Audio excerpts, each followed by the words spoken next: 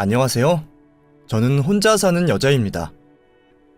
제 나이가 벌써 60이 넘었는데 참 세월이 어떻게 이렇게 빨리 지나간 건지 신기하기만 하네요. 저도 꽃 같은 청춘이 있었고 사랑하는 사람과 연애도 하고 그 사람이 좋아서 아이까지 낳았는데 그런 시간들이 하얀 연기처럼 그저 스쳐 지나가 버린 것 같아 지난 세월이 야속하기도 하고 아쉽기도 합니다. 제가 그래도 남한테 피해 안 주고 살려고 참 많이 노력하고 어디 가서 손가락질 안 당하는 인생을 살려고 열심히 살았는데 그런 게 아무 소용이 없다는 걸 나이 60이 넘어서야 알게 됐네요. 슬아에 아들이 하나 있는데 저희 아들 얼마 전에 떡두꺼비 같은 아들을 낳았습니다.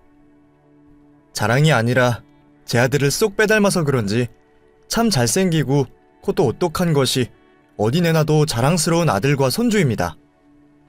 아들은 저의 유일한 핏줄이자 제 가족이고 똥으로 매주를 쓴다고 해도 제 아들이 한다면 믿고 맡기는 편입니다.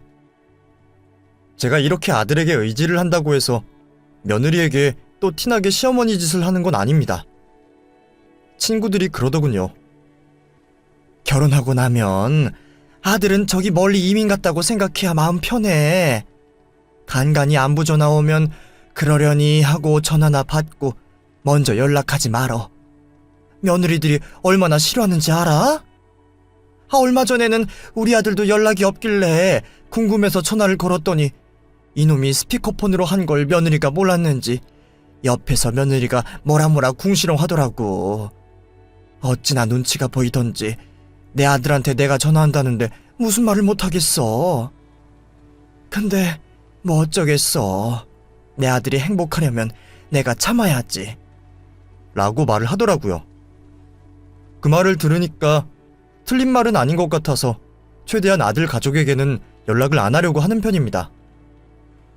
그렇게 살다 보니 철저히 저는 혼자가 된 것 같다는 생각이 들고 앞으로 남은 노년은 어떻게 보내야 할지 걱정이 많습니다.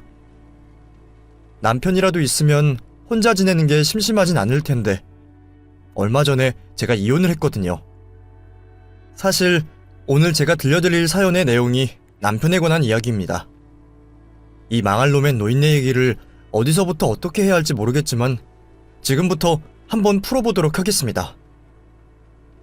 제 남편은 작게 사업을 하고 있던 사람이었습니다. 사업이라고 해서 뭐 대단한 걸 한 건 아니고 제조 공장이랑 물건을 파는 업체 사이에서 중간 역할을 하는 거래처 같은 곳이었습니다. 저는 그 회사의 직원이었죠. 제가 그 회사에 취직을 한 건 19살이었습니다. 학교를 다니면서 일을 하던 시기였고 저녁에는 공부를 하는 주경야독의 삶이었습니다. 특별하게 공부에 취미가 있는 건 아니었지만 그래도 남들 다 하니까 저도 공부는 해야겠다고 생각했고 보통은 학교와 연계된 공장으로 취직을 하게 되는데 다행히도 전 운이 좋아 사무직으로 취업을 할 수 있게 됐죠. 남편은 저와 나이 차이도 별로 안 나는데 사장님이라는 소리를 듣고 다니니 상대적 박탈감이 좀 있었습니다. 그래도 제가 일개 직원이니까 남편이 시키는 일을 곧잘 했죠. 그런데 제가 남편 회사에 들어가기 전에 일을 했던 여직원이 제게 인수인계를 해주면서 그런 말을 해주었습니다. 순영씨, 혹시나 해서 하는 말인데 사장님이랑 단둘이 술 마시는 일은 웬만하면 만들지 마세요. 사장님 좋은 사람이긴 한데 여러모로 좀 그래요. 여자도 많고 그냥 딱 사장과 직원 관계만 유지하면서 여긴 직장이다 생각하고 연애 같은 건 하지 마세요. 하면서 제게 경고를 하더라고요. 전 연애할 마음 같은 건 없는데 왜 그런지 알 수 있을까요? 그런 건 묻지 마세요. 괜히 순영씨만 불편하니까요. 아무튼 사장님이 꼬셔도 연애는 하지 마세요. 순영씨가 제 여동생 같아서 충고하는 건데 정말 나중에 피곤해져요. 하면서 일어나지도 않은 일에 대해 걱정을 해주더라고요. 그때 그 언니의 말을 들었어야 했는데 저는 대수롭지 않게 생각했죠. 그럴 일이 뭐가 있겠어 싶은 마음도 있었고 남자친구를 사귀어 본 적도 없던 터라 연애 같은 건 신경도 안 쓰고 있었는데 정말 그 전 직원의 말대로 사장님이 제게 먼저 "순영씨, 오늘 회식이나 할까? 직원은 순영씨밖에 없지만 그래도 취직을 했는데 내가 밥이라도 한 끼 사줘야지. 오늘 저녁에 칼질이라도 하자고." 하면서 제게 먼저 회식을 하자고 하더라고요. 그렇게 사장님과 처음으로 퇴근 후 밥을 먹으러 나갔습니다. 그냥 삼겹살에 소주나 한잔 할 줄 알았는데 사장님은 꽤 큰 레스토랑으로 저를 데려가 주셨고, 처음으로 분위기도 있고 멋진 곳에서 칼질이라는 것도 해봤네요. 와인이라는 것도 처음 먹어봤는데 생각보다 너무 달콤하고 맛있더라고요. 사장님은 여기저기 둘러보는 저를 보며 "순영씨, 이런데 처음이야? 왜 이렇게 눈알을 굴리고 그래? 되게 순수한 면이 있네." "네, 제가 이런 데를 언제 와보겠어요. 너무 좋네요. 이런 곳은 드라마에서나 보는 곳인 줄 알았는데 제가 와볼 거라고는 생각도 못했어요. 진짜 감사해요. 여기 음식도 엄청 맛있는 것 같아요. 아니, 맛있어요. 제가 정말 꿈에 그리던 곳이에요. 사장님, 우리 이런 곳에 자주 오면 안 돼요? 사실 사장님이랑 둘이 회식할 생각에 좀 어색하고 불편할 줄 알았는데 이런 곳이라면 100번, 아니 1000번도 올 수 있을 것 같아요." 하면서 와인잔을 내밀었습니다. 사장님은 이런 제가 웃겼는지 웃으며 "먹고 싶은 거 다 먹어. 자주 오자. 어차피 직원이라고는 순영씨밖에 없는데 내가 잘해줘야 안 간두지." 하면서 저를 많이 예뻐해 주셨습니다. 그렇게 가끔 퇴근을 하고 나서도 따로 밥을 먹는 시간이 많아졌고, 1년 정도 근무를 했는데 하루는 사장님이 제게 그러더군요. "순영씨는 연애 생각 없어? 보면 맨날 퇴근하고 집에만 가더라고. 취미생활 같은 것도 없어?" "그런 거 없어요. 돈이나 얼른 많이 벌어서 자취하고 싶어요. 제가 저희 집 가장이나 마찬가지라 취미생활 그런 걸 가질 여유도 없고요. 다른 친구들은 기숙사 살면서 공장에서 일하는데 전 그나마 학교 다닐 때 좀 열심히 해서 그런지 사무직으로 들어온 거예요. 사장님이 학교에 공고 신청 안 하셨으면 저도 아마 공장에서 이러고 있었을 거예요. 어떻게 보면 사장님이 제 은인이에요. 진짜 감사합니다." 하고 몇 번이나 인사를 했습니다. 그때 이후로였을까요?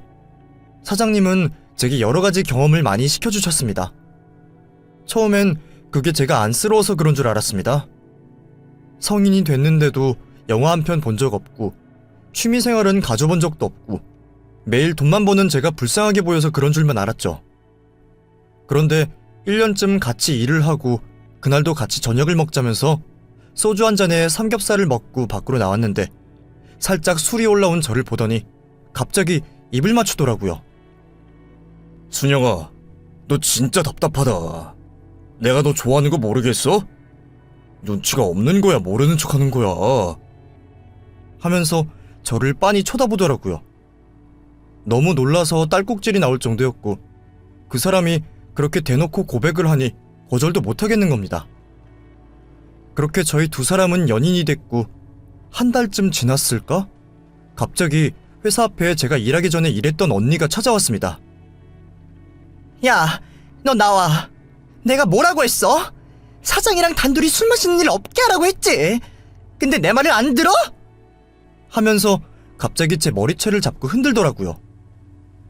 사장님은 외근을 나가 있던 상태였고 사무실에는 저밖에 없어서 저는 속절없이 그 언니한테 당하기만 했습니다.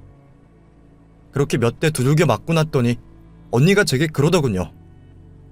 그 새끼 너나 가져라. 내가 정말 이런 말까진 안 하려고 했는데 넌 그냥 세컨드야. 알아? 우리가 얼마나 깊은 사이였는지 네가 알기나 해? 내가 회사를 관둔 것도 저 새끼랑 결혼 준비하려고, 그러려고 관둔 건데 내가 임신만 잘 됐어도 너 같은 건 한 주에도 없을 텐데. 하면서 갑자기 막 울더라고요. 알고 보니 그 언니는 원인불명의 불임이었고 회사 사장님과 결혼까지 앞두고 있던 사이였습니다. 전 그 사실을 당연히 알지 못해서 처음에 충격이 엄청 컸습니다. 하지만 그렇다고 해서 사장님을 바로 포기하고 싶지 않았습니다. 이미 제 마음도 사장님에게 향해 있어서 정상적인 판단을 내릴 수 없었거든요. 그렇게 사장님은 그 언니가 아닌 저를 선택했고, 저희 두 사람은 연인이 된 지 6개월 만에 아이가 생겨서 급하게 결혼을 하게 됐습니다. 제가 아이를 가졌다는 사실을 알게 됐을 때 누구보다 좋아했던 건 바로 남편이었습니다. 전 임신을 했다는 사실을 말할까 말까 하다가 용기 내서 얘기했는데 갑자기 저를 확 끌어안더니 난 평생 내가 아기를 못 갖는 줄 알았어. 진짜 고마워. 정말 고마워. 나도 이제 아기 아빠다. 만세! 우리 마누라 만세! 하면서 너무 좋아하더라고요. 그렇게 저는 소박하게 결혼식을 올리고 몇 달 뒤 바로 아들을 출산했습니다. 남편이 사업을 하고 있어서 매달 버는 돈이 들쑥날쑥했지만 그래도 부족하지 않게 생활했고, 남들이 죽기 살기로 힘들었다는 IMF 때도 별탈 없이 무사히 넘어갔습니다. 아들 역시 어릴 때부터 속 한 번 썩인 적이 없었고 줄곧 반에서도 상위권의 성적을 유지했습니다. 사춘기도 무사히 지나갔는데 골치를 썩이는 건 아들이 아니라 남편이었죠. 결혼 전 먼저 일했던 직원과도 양다리를 걸쳤다는 사실을 알고 있었지만 그땐 이 사람이 너무 좋아 결혼을 했고 임신까지 하게 됐지만, 결혼을 하면서부터 애기 아빠가 되고 한 집안의 가장이 되면서 그래도 좀 달라질 거라 생각했는데 나이를 먹으면서도 어린 여자만 보면 사죽을 못 쓰더라고요. 바람을 피우다가 저한테 걸린 것도 대여섯 번은 되고, 40이 넘은 늑다리인데 젊은 여자들을 어찌나 잘 꼬시는지 넘어오는 여자들이 신기할 정도였습니다. 심지어 남편의 첫 바람은 제가 만삭일 때였습니다. 그때가 출산 예정일을 일주일 앞두고 있어서 속옷이며 이것저것 산부인과에 가져갈 짐을 챙기고 있었어요. 근데 제가 처음 보는 여자 속옷이 서랍장에서 튀어나오더라고요. 당연히 불륜이 의심되었지만 그 당시에는 현실을 인정하기 싫어 외면했던 것 같아요. 무튼 그렇게 무사히 아들을 출산하고 집으로 돌아왔는데 글쎄 집안이 난장판인 거예요. 처음에는 도둑이 들었나 싶었는데 친하게 지내는 옆집 아줌마가 남편이 만나는 여자가 와서 살림살이를 전부 뒤집어 놓았다고 하더라고요. 알고 보니 그 여자는 저희 남편이 결혼한 줄 모르고 만남을 갔다가 이제 막 출산한 마누라와 애까지 있는 유부남인 걸 확인하고 꼭지가 돈 거죠. 보통 남편의 상간녀를 제 손으로 처리한 아내분들이 많으시던데 저는 모든 원흉이 남편이라는 것을 알기에 상간녀들에게 복수를 하지 않았어요. 어쩌면 저 불륜녀도 남편의 거짓말에 속은 나랑 똑같은 피해자라는 생각에 오히려 안타깝기까지 하더라고요. 그때 왜 이혼하지 않았냐고요? 요새는 나라에서 지원을 잘해줘서 여자 혼자서도 아이를 그럭저럭 키울 수 있겠지만 그 당시에는 전혀 그럴 수 없었어요. 저희 친정집이 빵빵한 것도 아니고 제가 가방끈이 길거나 기술을 가지고 있는 것도 아니고, 이대로 이혼하면 분명 제가 혼자서 아들을 키울 텐데, 그렇다면 제 아들은 평생 가난하고 어렵게 자라날 게 분명했거든요. 그러니 남편이 대놓고 여자를 만나고 바람을 피워도 저는 눈 감아줄 수밖에 없었죠. 제가 터치를 안 하니 남편의 바람기는 하루가 다르게 더 심해졌어요. 심지어 한 번은 21살짜리 여대생이랑 바람이 나서 그 여대생의 아빠라는 사람이 저희 집까지 찾아와서는 남편을 죽이겠다며 칼부림이 일어난 적도 있었죠. 그렇게 제 속을 뭉개놓는 짓을 몇 번 하고 나이가 들더니 남편이 하루는 술을 진탕 먹고 들어와선 나 진짜 여보, 내가 그동안 당신한테 너무 잘못한 게 많아. 나 이제 진짜 정신 똑바로 차리고 살 거야. 당신 속 안 썩이고 민규한테도 진짜 자랑스러운 아빠가 될 거야. 이제 민규도 다 컸고 당신도 민규 때문에 속 썩을 일도 없잖아. 이제 애한테 돈 들어갈 일도 없어. 그러니까 여보, 우리 진짜 행복하게 살자고. 내가 앞으로 당신한테 더 잘할게. 그동안 당신 속 썩인 거 내가 2배, 아니 100배로 더 잘할게. 여보, 너무 미안해. 하면서 제 앞에서 넙죽 엎드리더니 그대로 잠이 들어버렸습니다. 그 모습마저도 참 어찌나 꼴보기 싫던지, 평소 같았으면 옷이라도 갈아입혀서 방에 들어가서 자라고 할 텐데, 그날은 그 말을 하는 남편이 너무 꼴보기 싫어서 입이 돌아가든 말든 차가운 거실 바닥에서 자게 냅뒀네요. 그렇게 50이 다 돼가는 남편이 철이 좀 들었나 싶었던 찰나였습니다. 자꾸만 왼쪽 가슴이 콕콕 쑤시고 이상하게 머리가 깨질 것 같아서 겸사겸사 병원에서 건강검진을 했는데 유방암 3기라더군요. 이제 좀 남편이 철이 들고 아들도 취직해서 돈도 벌고 좀 편하게 사나 싶었는데 암이라니 진짜 막막하더군요. 하지만 지체할 시간도 없이 저는 바로 항암을 시작했고 3기인데도 많이 전이가 되지 않아서 꾸준히 치료를 하고 병원을 다니면 완치 가능성도 있다는 말에 희망을 갖기로 했습니다. 초반에 제가 항암을 할 땐 남편이 병원도 같이 가주고 평생 제 손발이 돼주겠다면서 반찬도 만들어주고 밥도 해주고 집에 종을 하나 들인 기분이었습니다. 그런데 이 생활이 반복되니까 남편도 힘이 들었는지 아침에 일어나는 시간이 점점 늦어지거나 친구들을 만나러 나가면 술을 퍼지게 마시고 들어와서는 여보, 당신 아직도 아파? 이제 좀 나아진 거 아니야? 벌써 몇 년째야. 나도 사람인데 좀 자유롭게 살자, 응? 언제까지 당신 병수발 들으면서 살아야 돼? 나도 좀 자유롭게 살고 싶어. 아픈 당신 신경 안 쓰고 내 멋대로 살고 싶어. 하면서 펑펑 울더라고요.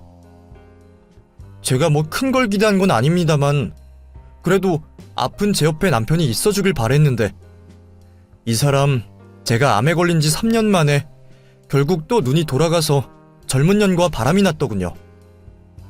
제가 웬만하면 귀 닫고 눈 감고 모르고 살고 싶었는데 동네에서 친하게 지내는 슈퍼 아줌마가 제게 8층 아줌마지? 내가 너무 안쓰러워서 진짜 말을 할까 말까 고민 많이 했는데 이 동네에서 아줌마 남편 바람나는 거 모르는 사람 아무도 없어. 아니, 세상에 어쩜 남편이 그래?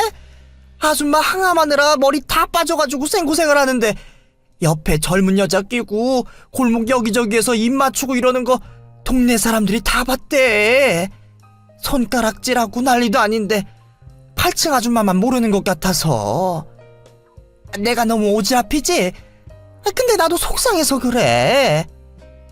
하면서 남편의 바람 사실을 제게 알려주더라고요. 그 자리선 씁쓸하게 웃었지만 제가 병에 걸렸는데도 정신 못 차리는 남편을 보면서 정말 확 죽고 싶다는 생각이 들었습니다. 제가 어쩌다가 이런 놈을 만나서 이런 개망신을 당하는 건지 이제는 더 이상 못 참겠더라고요. 아들도 다 키워놨겠다. 또 저도 예전과는 달리 나름대로 혼자 먹고 살 수는 있어서 당장이라도 헤어지고 싶었지만 그럴 수도 없었습니다. 왜냐하면 얼마 있으면 저희 아들 결혼식이라 괜히 아들 장가가는데 망신 주고 싶지 않았거든요. 그러니 싫더라도 어떻게든 꾹 참고 혼주석에는 남편이랑 같이 앉아야겠다는 생각이 들더라고요. 그래서 조금만 더 참자, 조금만. 아들만 결혼시키고 나면 그 다음에 다시 생각하자라는 마음으로 참고 또 참았습니다. 그렇게 저희 참을성으로 이혼까진 가진 않았고 다행히도 아들 결혼식까지 별탈 없이 시간은 흘러갔습니다. 큰 산 하나를 넘기고 나니 저도 몸이 많이 좋아졌고 3개월에 한 번씩 검진을 받는 정도까지 왔습니다. 일상생활도 할 수 있게 됐고 아는 친구 가게에서 일도 도우며 돈도 벌 수 있게 됐습니다. 그렇게 제 나이 50이 넘고 나니까 이제 와서 이혼을 하는 게 무슨 소용인가 싶기도 하고 괜히 집안 시끄럽게 하고 싶지 않다는 생각이 들었습니다. 아들이 결혼한 지 얼마 되지도 않았는데 이혼을 하기도 좀 그렇고 사람들이 손가락질을 하는 걸 알고 있어서 그런지 예전엔 남들의 시선 하나하나가 신경 쓰이고 눈치가 보였는데 내가 한번 아프고 나니까 그런 것도 없더라고요. 거기다가 며느리가 너무 싹싹하고 이쁘고 저희 집에 자주 와서 같이 시간을 보내곤 하니까 얘네 보고 그냥 참자 이런 생각이 들었습니다. 그날 아들이 전화가 와서는 엄마, 오늘 선영이랑 집에 들러서 저녁 먹고 갈게요. 선영이가 엄마가 해주는 김치찜 먹고 싶다고 하네. 그거 해줄 수 있어? 그럼 선영이가 먹고 싶다고 하면 해줘야지. 근데 피곤한 거 아니야? 괜히 엄마 혼자 밥 먹을까봐 신경 쓰여서 그런 거면 집에 오지 마. 아빠한테 전화해서 일찍 오라고 하면 돼. 아, 그런 거 아니야. 선영이가 진짜 엄마 밥이 먹고 싶대. 저가 식구들도 다 멀리 있어서 집밥 먹기가 힘드니까 엄마 음식이라도 먹고 싶어서 그런 건데 뭐. 퇴근하고 갈 테니까 맛있게 차려주세요. 하고는 전화를 끊었습니다. 그 말이 어찌나 고맙던지 며느리랑 아들이 먹을 밥이라면 정말 최선을 다해 정성을 다해 차렸습니다. 장을 보고 음식을 하는 시간조차 힘들다는 생각이 안 들더군요. 그렇게 식구들이 모두 모여서 저녁을 함께 먹으면 세상살이가 힘들었던 게 전부 사라진 것 같은 기분이었습니다. 며느리는 워낙에 싹싹해서 어머님, 너무 맛있네요. 아버님도 이것 좀 드셔보세요. 하면서 밥 위에 반찬을 올려주기도 하고 제 입에 반찬을 넣어주기도 했습니다. 남편은 그런 며느리를 너무 예뻐했습니다. 처음에 며느리가 인사하러 왔을 때부터 남편은 며느리만 보면 생전 제게도 보여주지 않은 한박 웃음을 짓더라고요. 그때는 아들도 며느리도 저도 남편의 그런 모습을 좋게 생각했죠. 하지만 가끔 선을 넘는 칭찬이나 말을 해서 옆에서 난처할 때가 한두 번이 아니었어요. 같이 밥 먹을 때도 며느리를 보면서 아니, 어쩜 우리 집에 이런 보물이 들어왔어? 집에 아들밖에 없고 이 녀석이 좀 무뚝뚝해야지. 우리 아내랑 셋이 있어도 말 한마디 안 하는 놈인데 집에 며느리가 잘 들어오니까 웃음꽃이 피네. 여기서 손주만 태어나면 딱이겠어. 그치? 그나저나 민규가 밤에는 잘해주니? 하면서 쓸데없는 소리를 하기도 했죠. 제가 눈치를 주면 그냥 하는 말이야. 아니 뭐 내가 애를 낳으라고 했나? 그냥 하는 말이니까 며느리야 너무 마음 쓰지 말어 우리 공주 하면서 닭살 돋는 멘트들을 하곤 했습니다. 저는 그럴 때마다 남편이 그 자리에 있는 게 너무 불편했습니다. 며느리도 쓴웃음을 지었지만 시아버지라 어쩔 수 없는 것 같았고요. 하지만 남편은 그게 분위기를 어색하지 않게 하는 방법이라고 생각했던 것 같습니다. 저는 아이들이 가고 나면 남편을 앞에 앉혀두고 당신 입 조심 좀 해. 이 양반이 나이가 드니까 노망이 났나. 애들 앞에서 못하는 소리가 없어. 그리고 며느리가 딸도 아닌데 무슨 그런 얘기들 하고 그래? 이쁘게 생겼다는 둥, 살이 하얗다는 둥, 그런 말을 뭐하러 하냔 말이야. 당신 혹시 밖에서도 여직원들한테 그래? 그거 성희롱이야. 당신 진짜 누가 확 돌면 경찰에 신고한다고. 그럼 콩밥 먹는 건 순식간이야. 알아? 알긴 뭘 알아 이 사람아. 그냥 농담이지. 그리고 이쁜 걸 이쁘다고 하는 건데 그게 뭐 잘못됐어? 원래 여자들은 이쁘다는 말 좋아해. 근데 참 이상하단 말이야. 민규 저놈은 볼품도 없는데 어쩜 저렇게 이쁜 여자랑 사귀었을까? 저 녀석이 얼굴은 별로인데 여자를 꼬시는 기술이 있나? 하면서 혼자 음흉한 말을 하더라고요. 저는 그런 말도 듣기 싫어서 자리에서 그냥 일어나서 뒷정리를 했습니다. 제가 자리를 떠나자 남편은 휴대폰을 보며 실실 웃더라고요. 또 어디서 여자를 하나 꼬셔서 그 여자랑 연락이라도 하는 건가 싶은 생각이 들었고, 그게 아니라면 옛날에 찍어둔 사진들을 보면서 웃는 건가 싶은 생각이 들었습니다. 제 남편의 이상한 점 중에 하나가 바람난 여자 몇몇과 찍은 사진들을 삭제를 안 하고 휴대폰 사진에 꼭 저장을 해두더라고요. 자기가 바람을 피운 것들을 하나의 업적이라 생각하는 건지 이유는 알 수 없었지만 남편의 별난 취미라 생각하고 그냥 무시하기로 했습니다. 하지만 언제부터인지 모르게 아들 내외와 며느리가 저희 집에 오는 날이 점점 줄어들었습니다. 제가 먼저 연락을 해서 집에 오라고 얘기를 한 적도 있는데 아들은 일이 바쁘다며 그냥 전화를 끊기도 했고 제가 웬만하면 며느리에게 직접적으로 연락을 잘 안 하는 편인데 며느리가 전화를 받으면 어머니, 죄송해요. 저도 어머니 뵙고 싶은데 요즘 일이 너무 바빠요. 제가 한가해지면 다시 전화드릴게요. 우리 그때 같이 다시 밥 먹어요. 하면서 핑계를 대더라고요. 혹시 내가 시어머니 짓을 한 건가? 내가 뭘 잘못했나? 라는 생각이 들었고 며느리가 점점 저와의 거리를 두는 게 서운해서 장문의 문자를 보냈었는데 답장도 없더라고요. 남편은 사업 때문에 지방도 다니고 술집도 다니느라 하루하루를 바쁘게 사는데 저는 가끔 알바만 하고 집에서 있는 시간이 많다 보니 어떻게 하면 아들 내외와 같이 할 수 있는 시간을 만들 수 있을까 하는 생각에 고민에 빠지게 됐습니다. 제가 혼자 계속 끙끙 앓고 있으니 그런 남편은 저를 보며 당신은 참 답답해. 고민이 있으면 말을 해야 내가 도와주곤 할 텐데 뭔 말도 안 하고 맨날 마음속으로만 끙끙 앓고 있으니 꼴배기 싫어 죽겠어. 그래서 당신이 병에 걸린 거야. 맨날 속으로만 골마서. 나처럼 좀 겉으로 표현도 하고 그래. 사람이 어떻게 그렇게 속병만 생기고 꽁하고 있어? 좋으면 좋다, 싫으면 싫다, 고민이면 고민이다. 겉으로 드러내는 게 사람 아니야? 감정을 표현할 줄 아는 것도 사람의 능력이야. 하면서 저를 가르치더라고요. 그래서 그렇게 이 여자 저 여자 찝쩍대면서 감정을 표현하고 다녔어? 사람이라면 절제할 줄도 알고 자제할 줄도 알아야지. 당신 그런 거 보면 사람 아니야. 짐승만도 못한 놈이지. 하고 한 소리를 했더니 헛기침을 하면서 방으로 들어가 버리더라고요. 그때 남편을 더 꽉 잡았어야 했는데 남편의 바람길을 알고도 방조했던 제가 벌을 받은 걸까요? 정말 끔찍한 일이 우리 가족에게 일어나고 말았습니다.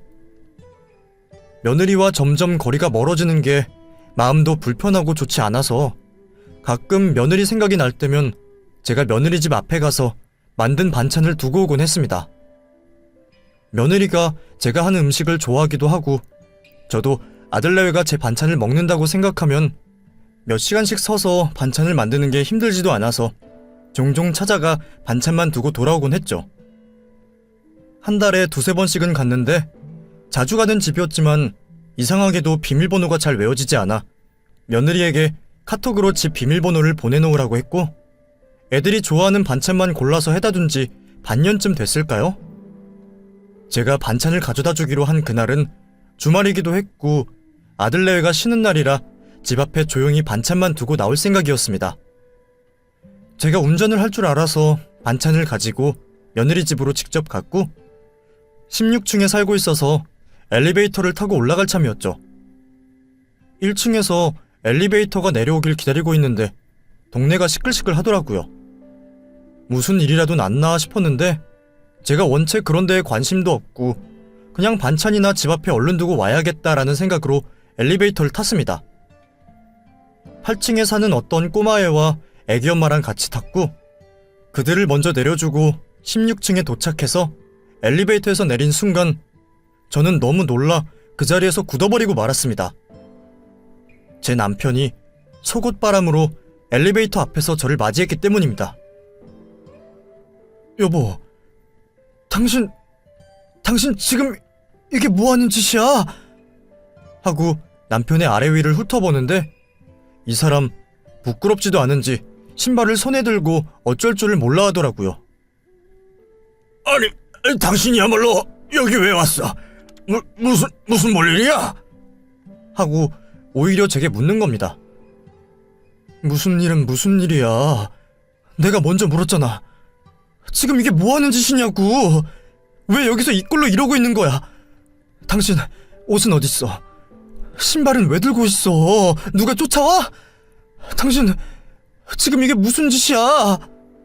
하고 물었더니 남편이 A씨 하면서 갑자기 욕을 하더니 계단으로 막 뛰어내려가는 겁니다. 저는 반찬을 집어던지고 남편을 따라갔습니다. 남편은 헉헉대면서 계단을 내려가더니 이 사람아, 왜 따라와? 나를 왜 따라와? 따라오지 마! 하면서 저보고 자꾸 따라오지 말라고 하더라고요. 저는 그런 남편을 따라가면서 아니, 여보, 진짜 왜 그래? 무슨 일인 거야 대체? 나한테 말 좀 해줘봐, 여보! 하면서 남편을 따라갔죠. 그렇게 12층 정도 내려왔으려나? 도저히 숨이 차서 남편을 따라갈 수가 없어서 그 자리에서 주저앉아 버렸습니다. 그런데 순간 이곳이 아들네 집이라는 게 번쩍 떠올랐습니다. 남편이 팬티 바람으로 뛰어다니는 거에 너무 놀라 뒤따라오긴 했는데 하필 이 사람이 이곳에서? 라는 생각이 들더라고요. 저는 후들거리는 다리를 붙들고 일어나서 다시 계단을 오르기 시작했습니다. 그리고는 휴대폰을 꺼내서 아들에게 전화를 걸었죠. 민규야, 엄마야, 혹시 어디니? 집이니? 아니, 엄마? 나 오늘 일이 있어서 회사 나왔는데? 왜? 무슨 일이야? 하고 묻더군요. 심장이 쿵 하고 떨어지는 것 같았습니다. 그래?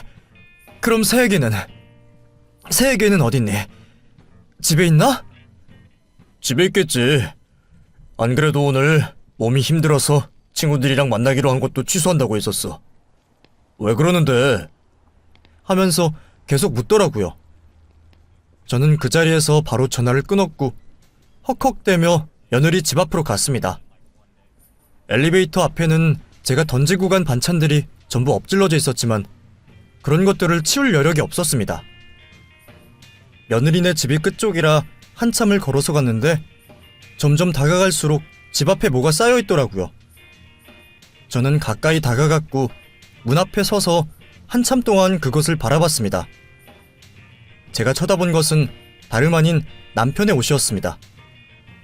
저는 조심스럽게 집 앞에서 노크를 했습니다.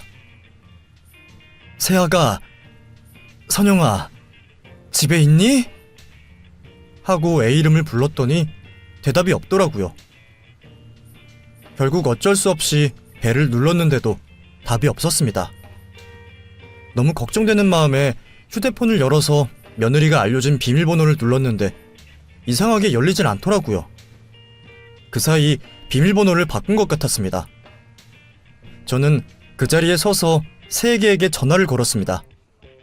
신호음이 몇 번 울리더니 전화를 받았는데 아무 말도 않더라고요. 세아가, 나야. 집이니? 무슨 말이라도 좀 해봐. 지금 나 너네 집 앞에 있다. 너 괜찮니? 집에 있는 거야?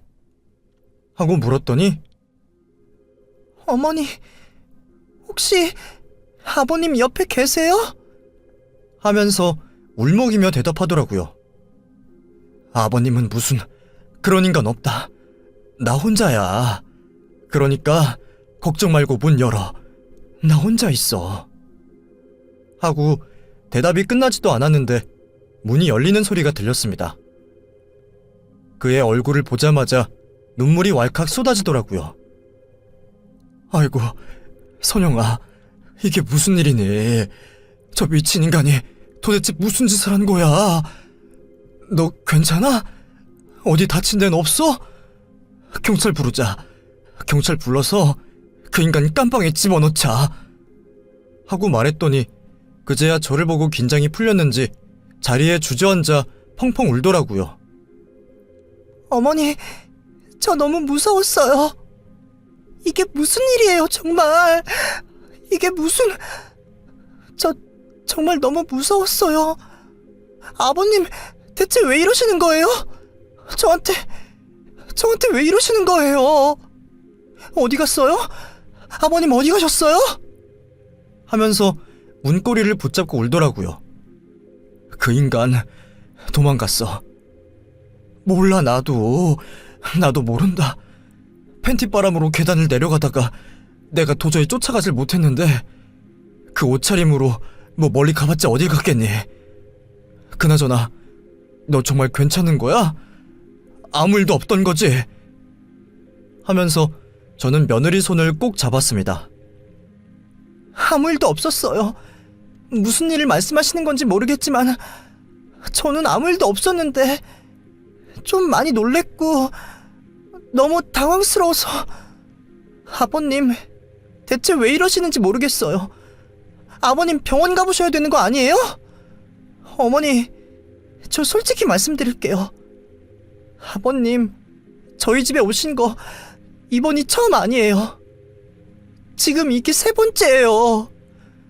제가 어머님 걱정하실까봐 말씀 못 드리고 남편이랑 저랑만 알고 있었는데 아버님 정신병 있으신 것 같아요.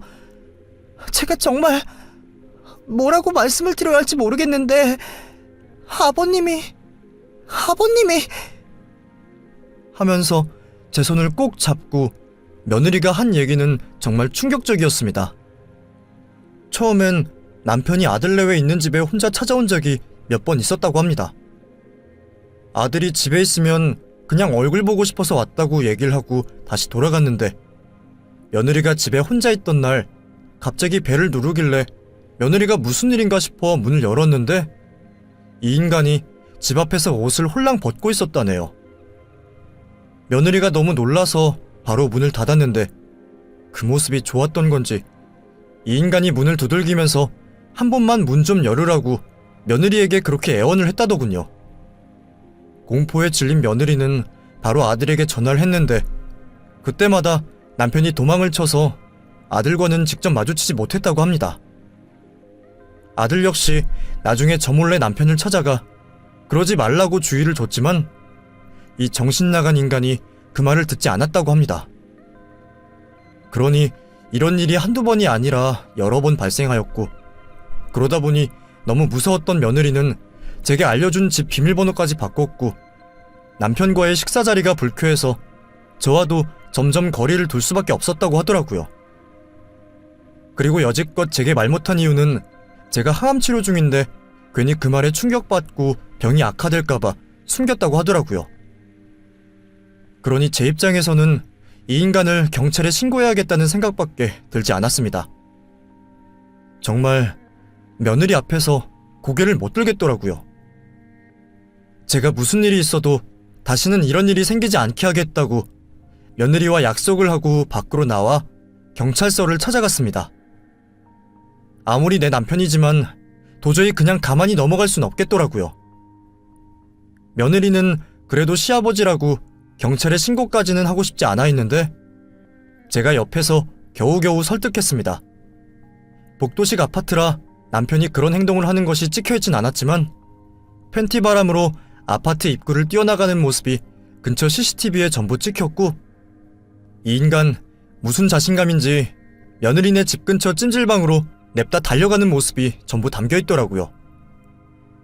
그래서 저는 며느리를 데리고 경찰서로 가서 진술서를 작성했고 남편을 공연 음란죄로 신고했어요. 그 전에 몇 번 며느리 집에 와서 훌러덩 옷을 벗은 걸 이웃 주민들이 보고 증언까지 해줘서 남편 콩밥 먹이는 건 어렵지 않았죠. 하지만 마음 착한 며느리가 며칠 뒤 제게 연락이 와서는 아무래도 합의를 하는 게 나을 것 같다면서 마음이 너무 불편하다고 하더라고요. 정말 너무 미안하고 가슴이 미어지는 것 같았습니다. 어떻게든 정신 나간 남편 새끼 콩밥을 먹이고 싶었는데 본인이 괜찮다고 하니 제가 아무리 설득을 해도 소용이 없더라고요. 아들 역시 그동안 마음고생이 꽤 심했는지 오랜만에 본 얼굴이 정말 말이 아니더라고요. 몇 번 남편을 만나 좋게도 타일러 보고 심지어 멱살까지 잡고 협박을 했지만 전혀 말을 듣지 않았다고 해요. 그러면서 이제는 제게 그런 말도 하더라고요. 엄마, 나 오늘부터 아빠는 죽었다고 생각할 거야. 정말 저런 변태 같은 인간이 내 아빠라는 게 너무나도 치욕스럽고 아내 얼굴 볼 면목이 없다. 진짜 사람이 창피해서 죽고 싶다는 말이 무슨 뜻인지 알겠어. 어떻게 자기 아들 부인 되는 사람한테 저짓거리를 할 수가 있어? 나 정말 더 이상은 못 참겠어. 아들이 울면서 제게 하소연을 하는데 제 억장이 무너지더라고요. 그날 밤 이후로 남편은 집에 들어오지 않았고 일주일쯤 지났을 때 남편이 사업장에서 먹고 자고 있다는 사실을 알게 됐습니다. 저는 바로 사업장으로 찾아가서 남편 책상 위에 이혼 서류를 놓고 나왔고 그 뒤로 저희 부부는 합의 이혼을 했습니다. 남편에게 이혼 서류를 내밀었을 때 남편이 그러더군요. 내가 뭘 그렇게 잘못했는데 이혼이야? 당신 진짜 후회 안 할 자신 있어? 왜 일방적으로 며느리 말만 듣고 내 말은 안 믿어줘? 아니, 그년이 먼저 꼬셨다니까. 나한테 집으로 오라고 그랬다고. 아니, 그래서 옷을 벗고 들어가려고 했는데 갑자기 소리를 지르면서 변태 취급을 한 거야. 나도 얼마나 놀랬으면 그 자리에서 도망을 쳤겠어. 하면서 오히려 적반하장으로 제게 화를 내는 겁니다. 그 모습을 보는데 혹시 이런 감정 느껴보셨는지 모르겠습니다만 정말 눈물이 나더군요. 이런 인간도 남편이라고, 애기 아빠라고 35년을 믿고 살아온 제 자신이 너무 병신 같고 제 인생이 불쌍해서 눈물이 나는 겁니다. 저는 그 자리에서 남편의 말을 듣고 펑펑 울었습니다. 정말 하늘이 무너진 것처럼 울었습니다. 남편은 처음엔 자기가 당한 거라고 하더니 나중엔 말을 바꿔 며느리와 사랑한 사이였다면서 자꾸만 없는 말을 지어내더라고요. 이 사람 제정신이 아니라는 생각이 들었고 제 인생이 너무 불쌍해서 그저 눈물만 났습니다. 남편은 제게 왜 그렇게 우냐고 사람이 죽었냐면서 오히려 저를 이해 못하더라고요.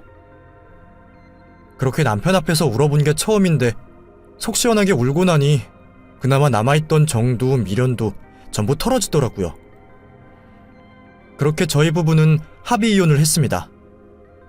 그동안 남편에게 당한 걸 생각하면 소송을 해서 위자료라도 받아내야 하지 않겠냐고 사람들은 말합니다만 이혼하는 과정도 힘든데 그 미친 인간을 몇 번씩이나 만나고 조정한다는 자체가 너무 역겹고 제가 굶어 죽었으면 죽었지 그 인간이 주는 위자료 같은 건 받고 싶지도 않더라고요.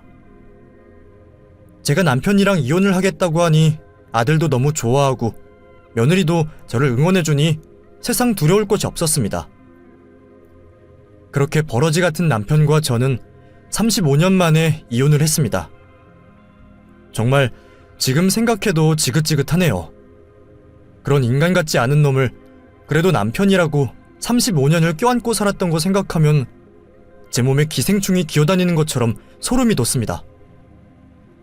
하지만 한편으로는 이 쓰레기 같은 인간을 늙을 때까지 제가 데리고 있었으니 망정이지 진작에 이혼을 했다면 제가 아닌 또 다른 여자가 피해를 봤을 수도 있다는 생각이 듭니다.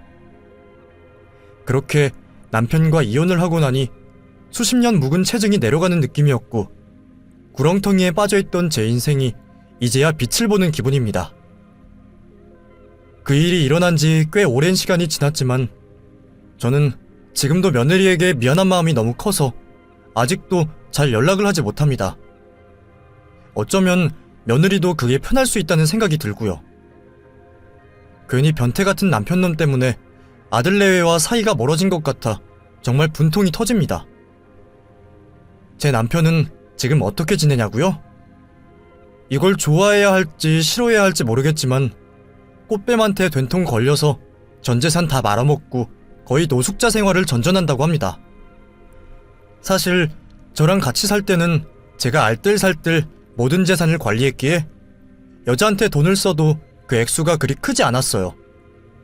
남편도 자기가 경제권을 모두 가져오면 재산 날려먹는 건 한순간이라고 생각했는지 의외로 결혼 생활 내내 재산 관리는 저에게 일임했었거든요. 근데 저랑 이혼 후 자기가 돈을 관리하게 되면서 생각 없이 흥청망청 쓰게 된 거였죠. 안 봐도 뻔하죠. 어린 년한테 환심 사고 싶어서 자기 재산 자랑하고 떠벌리다가 꽃뱀한테 먹잇감이 된 거죠. 이 소식을 듣고 난 후 얼마 안 있어 빈털털이 거짓골로 제 앞에 나타났더라고요. 그 모습을 보니 안쓰럽긴커녕 정말 쌤통이다라는 생각밖에 들지 않았어요. 그래서 지갑에 있는 1,000원짜리 몇 장과 동전을 얼굴에 던지고 애몰차게 쫓아냈죠. 제가 이렇게까지 매정하게 할 줄은 몰랐던지 크게 충격받은 모습이더라고요. 그 후로 남편은 완전히 제 인생에서 사라졌어요. 어디서 혼자 죽었는지 아니면 시골로 가서 잠적했는지 모르겠지만 더 이상 소식을 들을 수 없었죠. 그러니 정말 이 남자에게서 벗어난 듯한 기분이 들면서 홀가분해지더라고요. 이제는 망할 놈의 그 인간도 없으니 다른 거 신경 안 쓰고 남은 제 노년을 어떻게 하면 잘 보낼 수 있는지 생각도 하면서 제 인생을 찾아보려고 합니다. 다른 사람들 보면 나이 먹고도 연애도 하고 그러는데 전 남자라면 지긋지긋해서 그냥 혼자 지낼 생각입니다. 그저 가끔 손주 커가는 거나 보면서 늦었지만 제 삶의 행복을 찾고자 합니다. 앞으로 남은 인생을 제가 잘 버텨나갈 수 있게 많은 분들이 응원해 주셨으면 좋겠습니다. 사연 들어주셔서 감사합니다.